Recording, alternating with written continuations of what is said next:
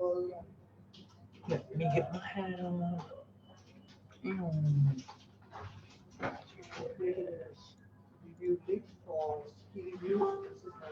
Steven, what's going on, buddy? Can you hear me? Hello.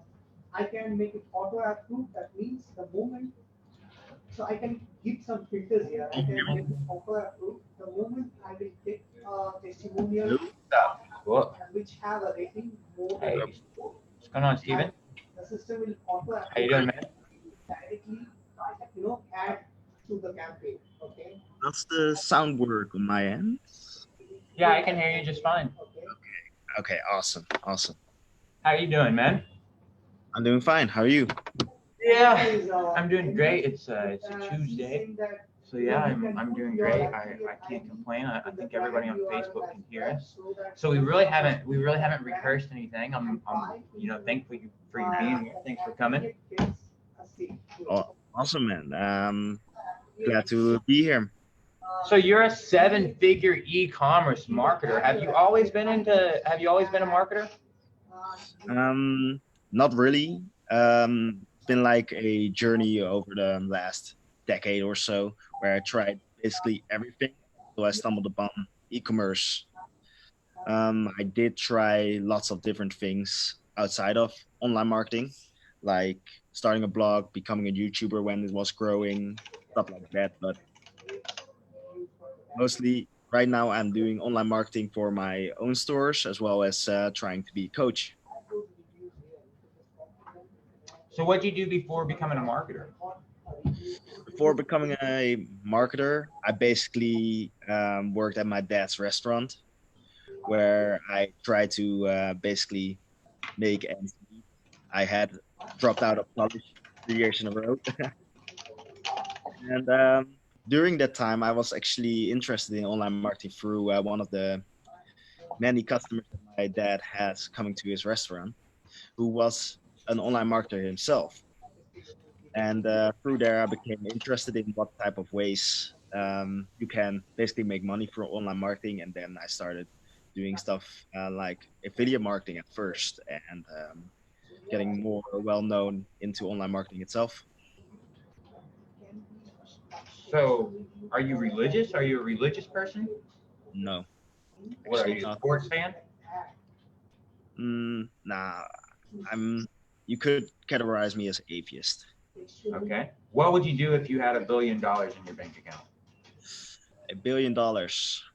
First, I would at least get a means to get continuous income, start my business again, perhaps, or maybe another means that I find more interesting to get started in. And then after that, depending on how much income I get and how much money I have left from my billion, I'll try to live my life, be free.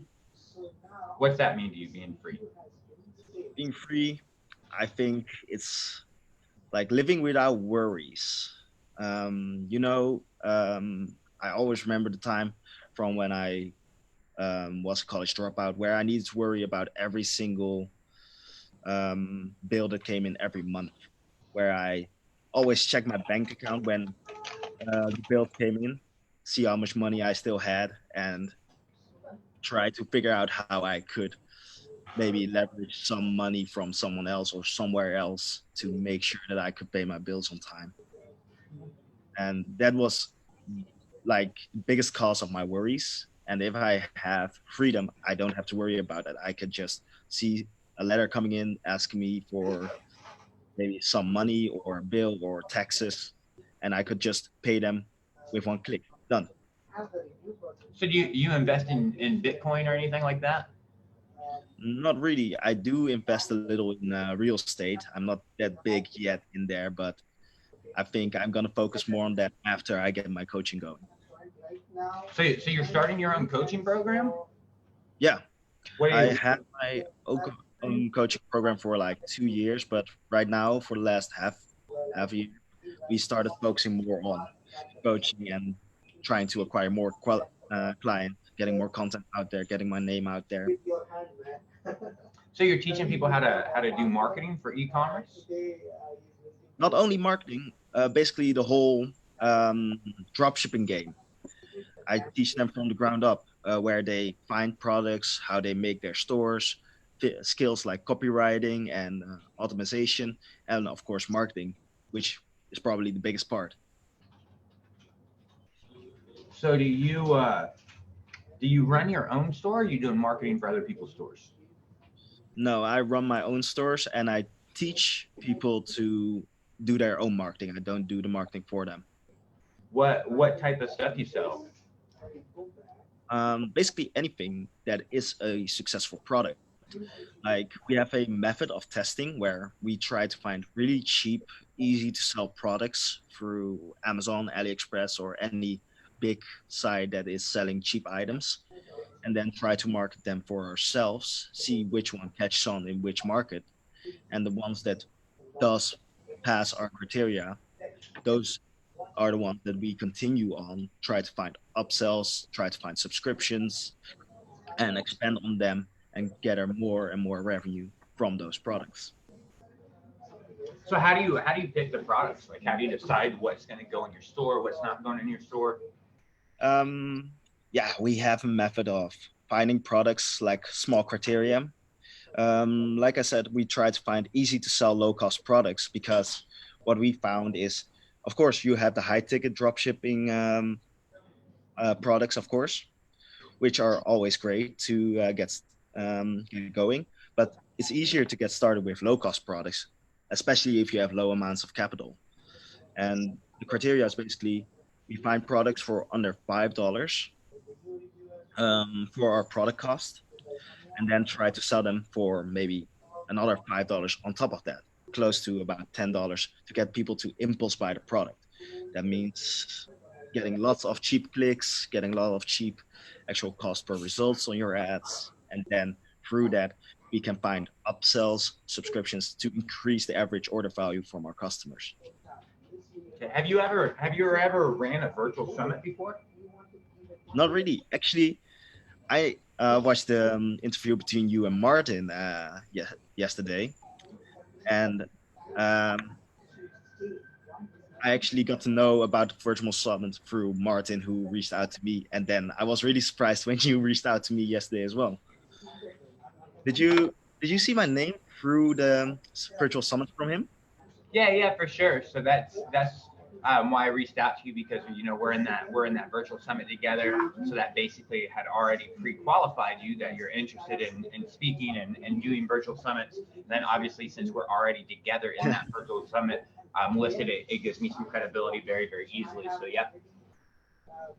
Okay, okay, awesome. Is I I wanted to just join it because it sounded like fun, and I looked through the names on the list for that virtual summit. I saw a lot of big names on there, so I was really interested in at least joining them, seeing my name between all of the big ones that basically everybody knows. I think. Um, Do you do so yeah, anything high ticket? You sell anything high ticket inside your e-commerce stores? my own e-commerce stores. Well, it really depends on what you view as high ticket for drop Like a shipping, like a but thousand dollars or more, like a thousand no, bucks or more. I don't sell high ticket products from my stores. So what type of softwares are you using to make your life easy? I'm making all my stores through ClickFunnels. That's the platform that I'm using, and Really? all of my basically software is done through some of the things here. I use Zoom for my coaching. I use um, Zapier for some of the things for my order fulfillment, and the rest I leave to my VAs. So you don't use Shopify then. You're just basically finding a product that you like that you think is going to do well through your own process, and then you just create a funnel for it. I'm assuming you've got some opt-in or something, and then essentially your sales page, and then you find some corresponding products to go with it that you can offer as an up. Do you do the whole, you just bought a dildo from me, now you're on the next page, buy 10 more dildos? Yeah, kind of like that, but instead of buy these things one time, I try to upsell them on a subscription service. So it's getting them on a subscription basis. So I get recurring income from every single one of the clients that do subscribe, instead of just a one-time sale where I need to pay like, I think, tons and tons of money on my ads to continuously get more customers to my store. Of So you course, I do still you do retargeting and stuff? um, yeah, sometimes I do that, but it's mostly I try to continuously expand on the ones that are successful and get more subscribers. And instead of doing retargeting ads for most of them, I try to find new products, new subscriptions that I can use or replace on some of the funnels.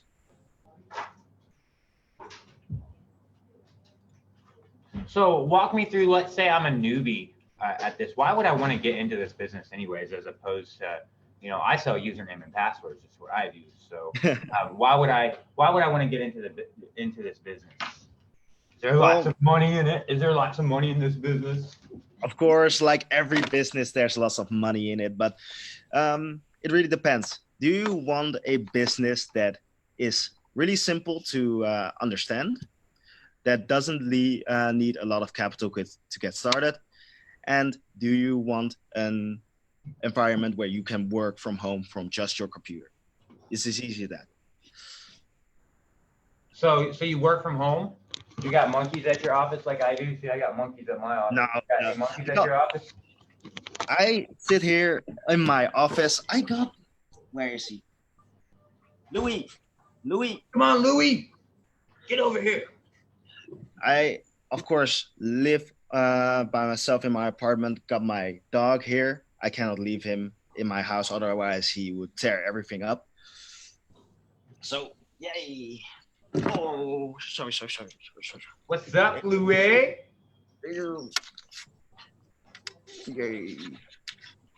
Yay! So tell me, do you serve a particular niche? Do you go after like a particular niche at all?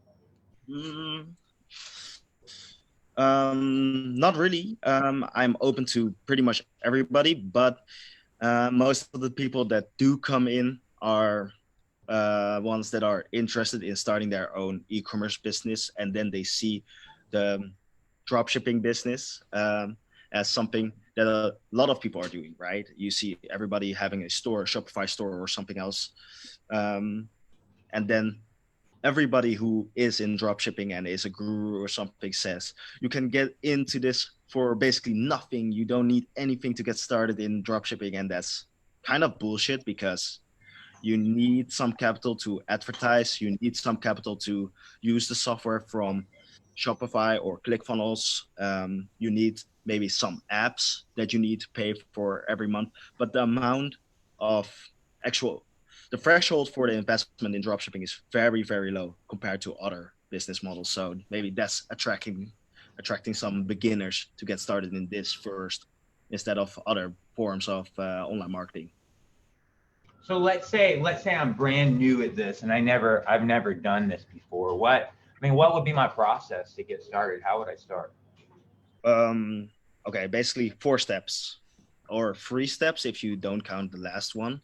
The first step is basically find your products. Okay, if you don't have a product, you cannot sell anything. Of course, super simple. The second step is test those products out. See if it's going to sell. See if there's an interest in the whole wide world, an audience that is willing to click on your ad and possibly see more and maybe even buy. See if there's potential customers. The first step is then find ways to increase the order value, like I did with my subscriptions. And then the 4th step, which I said, if you do count this, is automate the whole system. Become efficient. Don't spend a lot of time on the time-consuming tasks like order fulfillment or creating funnels, but make sure that that's automated so you can expand on those, find more products that you can sell, test out more, and then that way you can generate more and more income. Basically, duplicate the first 3 steps again and again. Okay. So how long, when you're doing your testing, what's that look like? How long are you testing a product? How much money do you dump in ads and stuff before you decide that, hey, this sucks. I'm not doing it no more. Yeah, I test using Facebook ads, paid Facebook ads. It's the easiest way to find an audience, I think.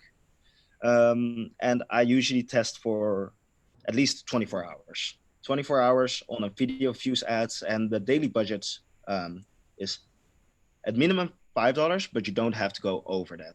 Like $5 daily budget on a video views ads is enough to gather enough data, see the stats, see if it's successful or not. How many days are you running that for? Like 5 days or something? Just 24 hours. 24 hours, that's it? Yeah. And with 24 hours, you think you know enough on that $5 to see, hey, is this going to be worth it for me to keep going?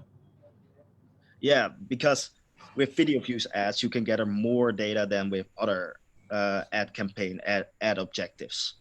Like if you start with a conversions ad, you're spending more money to reach more people. And with a $5 budget on conversion ad, you can maybe reach like 800 to 1,000 different people with your ad. Well, with video views, you can reach up to like 2,000 to 3,000 different people with just $5 on your daily budget. So with that, we can gather enough data, look at some specific statistics. Okay, with the video views ads, we look at cost per click. If the cost per click is super low, like below 30 cents on this ad, then that means that there are a lot of potential customers for this product. A lot of people are clicking on the ad because they're interested in it, of course. And then the second step, of course, is creating a conversion ad to actually gather those people to your sales page and buy the product. So tell me more about this subscription. I'm a little curious about this subscription. Is it like, people just pay you a monthly fee and you just send them some random shit every month or something? Yeah, that's basically it. Are you familiar with Loot Crate or Dollar Shave Club? Yeah, I know about Dollar Shave Club. They make, have you seen their TikTok ads? They make fucking awesome TikTok ads. Like their TikTok ads are amazing. Yeah, man. And the crazy thing is, I think I don't know for 100% certainty, but Dollar Shave Club, it could be just a dropship store that expanded on it, like Amazon did, got more connections with suppliers and some postal offices that do help them with the delivery times and stuff like that. So they got to a point where they can deliver a box in like 1, 2, 3 days, right? And that's basically the same as what we're doing, but not really the box subscription thing. It's like you can create all types of subscriptions, like consumable subscriptions. If you're a product that runs out after using it a couple of times, people who like the product want a new one, right? And if they subscribe to your subscription, they can get a new one every single month. That's like incentive for people to subscribe to your subscription. Or if you have a subscription selling different variations of your product. If you have a product that has different, like 30 different variations, and you can send out a different one every single month, and like people like, and people like to collect those items, really stack them up on shelves. Do you know many flavored condom collectors? I don't know, but maybe there are a lot of people who want to try out different flavors. Like maybe they don't like strawberry, but the banana one. That'd be my wife. She loves bananas and cucumbers. Okay, then maybe the next thing I'm gonna sell is subscription of flavored condoms. So you got essentially. So you're saying that you essentially have like consumables things where if it's like a power shake or some shit like that. A ready to go meal, that thing's easily put on a subscription because they eat it and they're done. Toilet paper, you put toilet paper on a subscription because hopefully you don't reuse that. I mean, yeah. And then you're saying, if you've got some wine or if you've got some bubble gum or something that you just have several different varieties that they could try. You put them on a subscription and just basically rotate through the varieties. What about? Do you have anything like that? A while back I actually subscribed to this RC subscription, and they just like every month they send me like a little RC car, like a different RC car. It's just random. It's just like sometimes it's a boat, sometimes it's a little helicopter or a little drone or, you know, a little monster truck or whatever. Do you have things like that where you're just like, hey, you know, random trinket, pay X amount and you just get some random trinket from me every month? Yeah, that's what I consider a box subscription. Like this is a mystery item subscription. Um, if you want, if you bought the front end product, you get to the then you get to the subscription. I don't sell the subscription up front because some of the products, like the consumable products, like you said, the shakes or um, maybe flavored condoms, you cannot advertise that on Facebook. So I'm using the front end product as the actual product that I advertise, and then the subscription follows up as a logical product that people might be interested in. It does need to fit the audience. It does need to fit the front end product. Otherwise, they would see like they buy a fishing rod in the front end, and then suddenly they see flavored condoms subscription as the second page. That's weird, right? Little bit. Yeah, and I do try to find. Okay, so if you have something like that, those different variations of the RC cars, I do try to find a supplier that's selling all those variants, right? Then I can get a connection with the supplier, and through him, I I can basically tell them, okay, I want this variation this month. I want this variation that month. Can you supply me with 1,000 copies of this? Can you supply me the next month with 1,000 copies of that? So then I have connection with him, and it makes it easier instead of buying all the variations from 3 different suppliers. You got a chat bot? No, I actually don't. Why not? And I saw your software. I saw your software, man. It Hey, looked really good. you don't do any text messages or any chat botting. You're just doing straight email marketing. Yeah, that's basically it. How many people on your email list? I didn't keep count, but I think close to right now 25,000. So you provide them any type of valuable emails or like personal backstories, or you're just like, here's a new trinket for today? No, I use those emails just to sell them like special sales, but mostly I don't use those emails as the actual retargeting. I do those retargeting ads through Facebook as well. Okay, so you're just but you are dumping people from your funnel, and first they're actually opting in to get onto your email list where you're gonna continue to email them some stuff.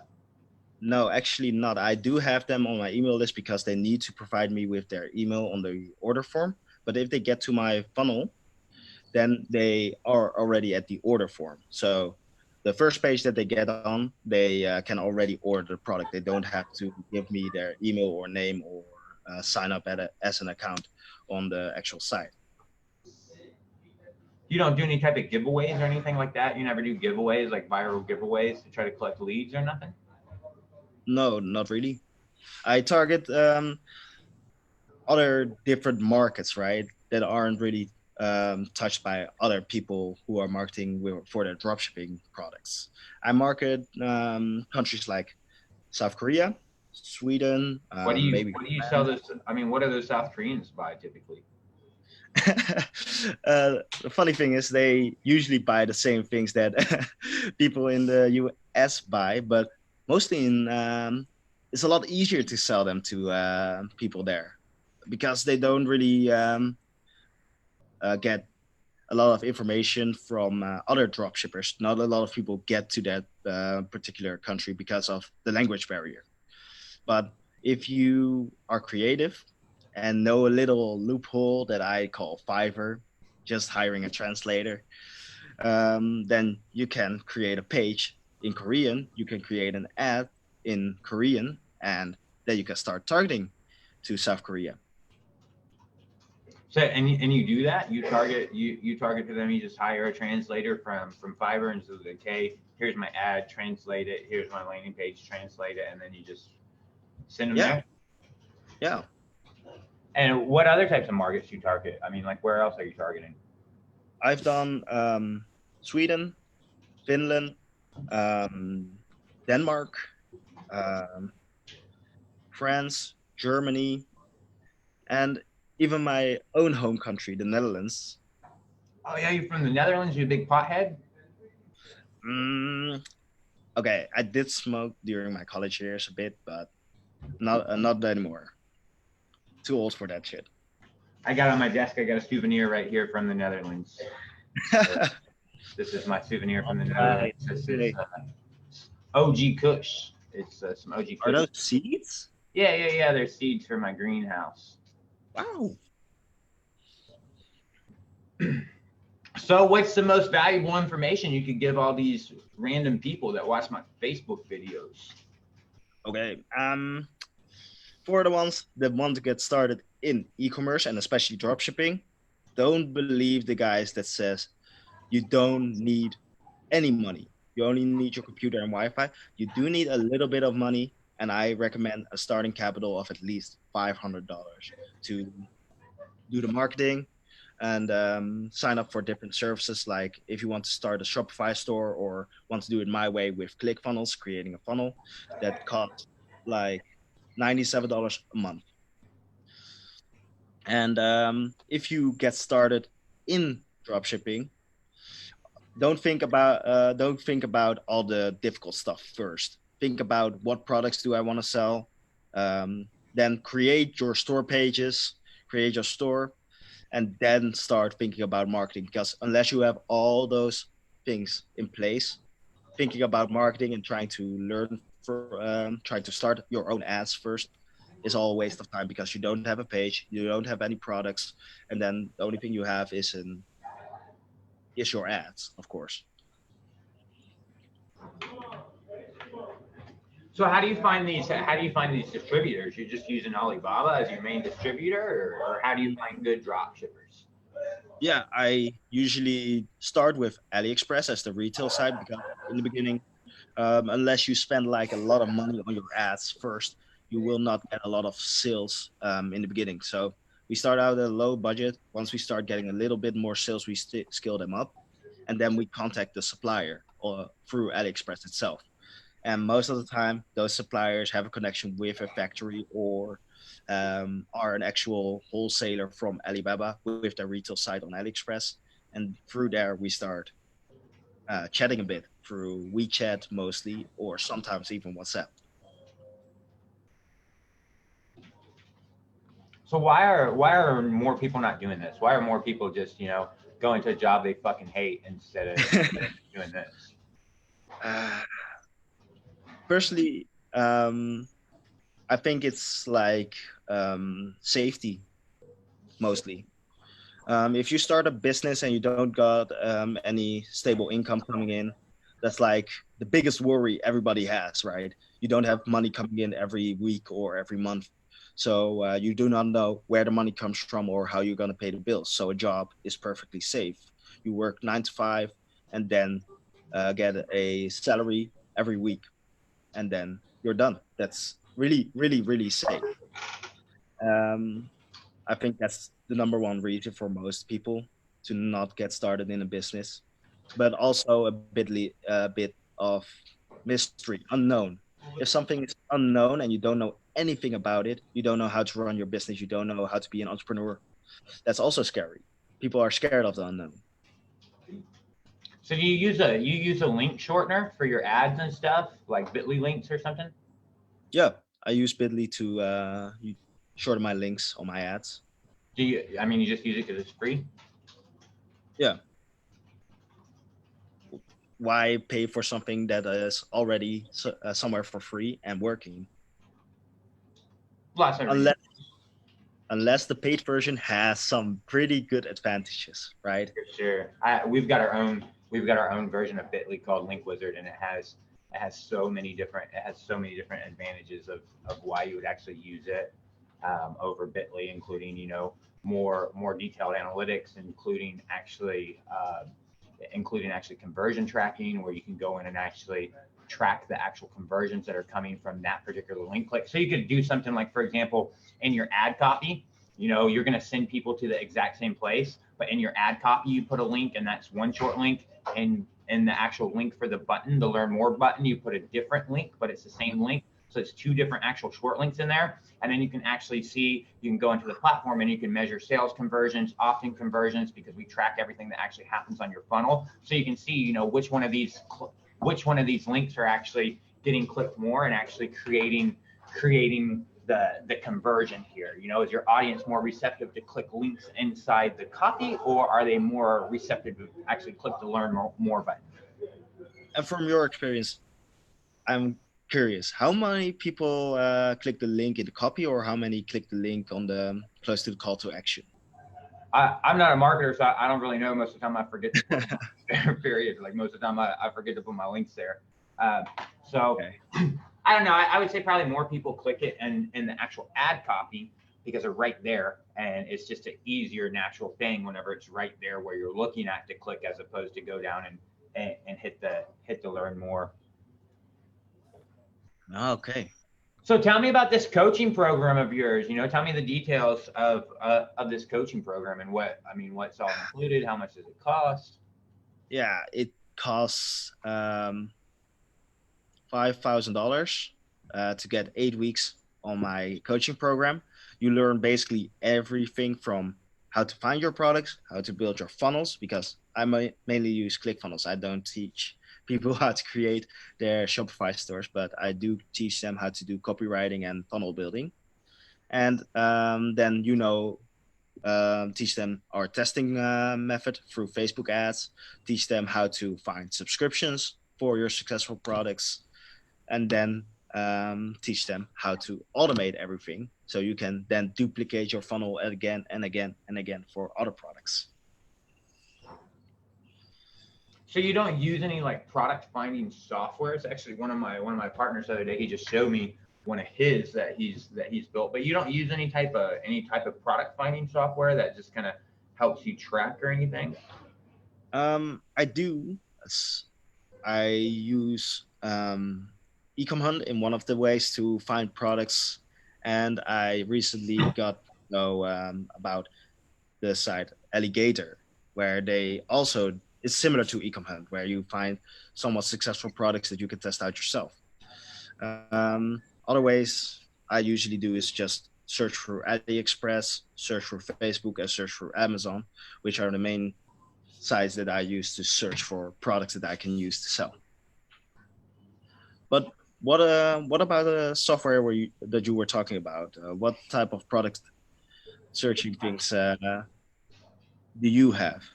I don't have any myself because I'm not in ecom. One of my partners the other day, he just actually he's got a software that he's actually been developing for that, and he's been asking me to, you know, kind of help him get out there in the market and stuff and help him market it, because it's one of their side projects and they haven't been able to focus on it. I'm curious, do you not sell on Amazon or eBay?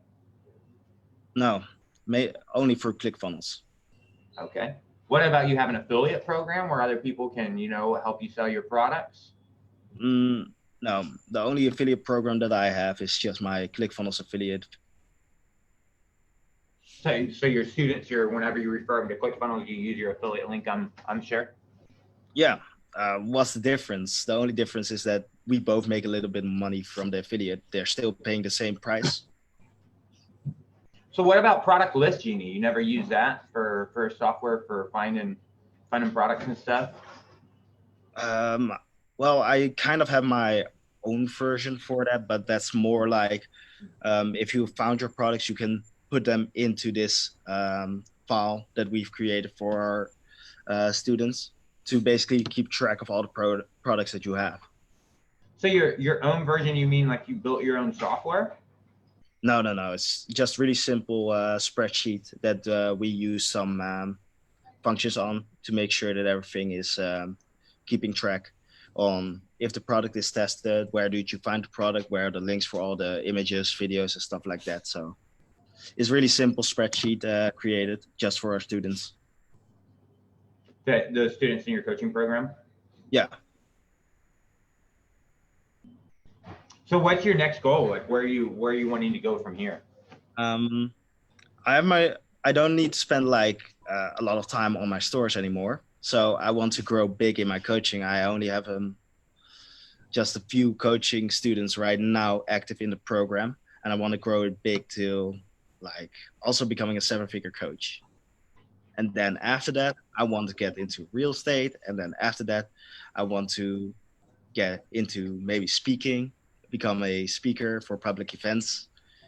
So there are a lot of things that I want to do, but first get focused on the coaching, get that going, get that to the 7-figure range, and then start thinking about the other things. Because once you hit the 7 figures, I think that's when you can start expanding onto other things. You agree? For sure. Once you reach there, you're able to for sure start expanding out on other things and start growing other things. What do you think is going to happen first? Do you think you're going to be able to venture into that real estate first? Do you think the world is going to just blow its fucking self up with nuclear missiles? um, Firstly, I hope I get into real estate first. I think real estate, I could get into the game in like maybe 5 years at max. And I don't think the world is going to blow itself up in 5 years. Maybe 10 or 20, but that's. So this link That's you gave me, the StevenGoldman.com, that's your coaching program. That's where you can find out more about your coaching yeah. program. And you So said that's 5K for basically 8 weeks. How's that work? Is it just like a group session or something? okay, so shameless self-promotion here. Go to www.thestevengoldman.com to sign up for a call with one of my team members or even me to look at where you are, how we can help you, and if you're a great fit for this program. Then the program itself is 8 weeks of personal coaching. It's a group coaching with all the other students.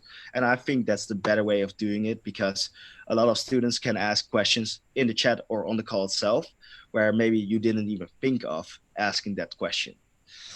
So you can learn from each other. We can share the screen if they're comfortable with it, show some results, review some funnels or ads, stuff like that.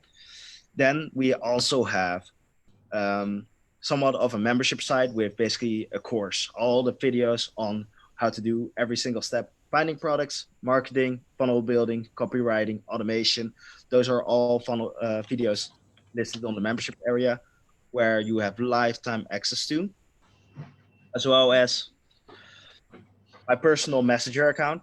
You can message me with problems or questions that I can quickly answer through messenger, or you can email me different stuff like your product list or your funnel through our support email.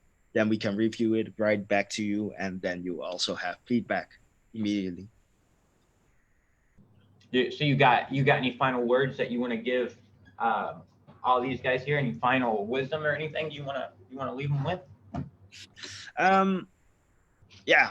Only thing is, don't be afraid to get started in this. And don't quit your job if you have a job. Just try to make more time until this business gets more income than you get from your job, because otherwise you're just quitting your income stream and you don't have anything left unless your business gets going.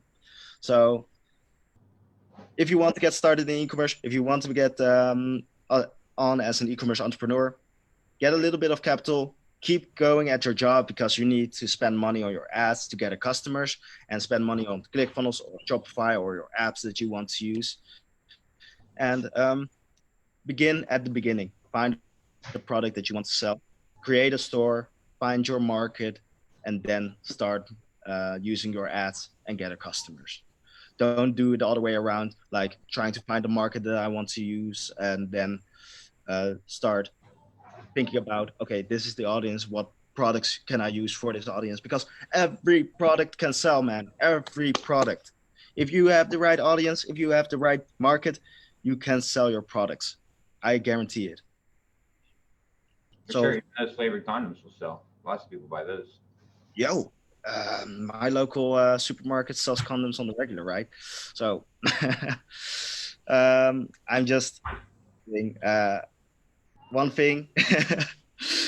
Okay, last thing that I wanted to tell to people: don't limit yourself to maybe a particular niche or a particular product. You can do that, of course. You can do branding. You can do a particular niche. But if you aren't sure that that's going to work, go for whatever product you can find. Try it. Try to find the market. Try to find the right ad copy that you want to use, and just go. Because every product can sell, and if you limit yourself to a particular product or a particular niche that isn't working out for you, you need to move on. And a lot of people spend like 6 months creating their store for a particular niche and create finding products for their particular niche, or spend time preparing for their branding, and it doesn't work out. What do you do then? Um, so don't limit yourself. Try to find your way of doing things, or sign up for my coaching to learn how I do things. And just do it. Just do it. That's it. So what would you say? What would you say your final words would be? Just your final words. Period. Whenever when you're dead and gone. What would they write? What would you want them to write on your tombstone after you're gone? What would those final words, your last message to the world? What would that be? I haven't thought about it, but just like one sentence, um, like he lived as he died peacefully. He lived as he died peacefully. All right, man. Well, I really appreciate it, Steven. It's been a pleasure to get to know you more. You guys got his website, the stevengoldman.com. So it's been great. Appreciate you being here, man. Appreciate you having me. And I love to connect more with other people from the summit. And if you want to do another interview like this, just hit me up. For sure. Have a good one, man. You too. See ya. Fuck you, Facebook. Of course. See ya. I was just kidding, Facebook. You guys are my friends. I was joking. Don't get mad. Just joking.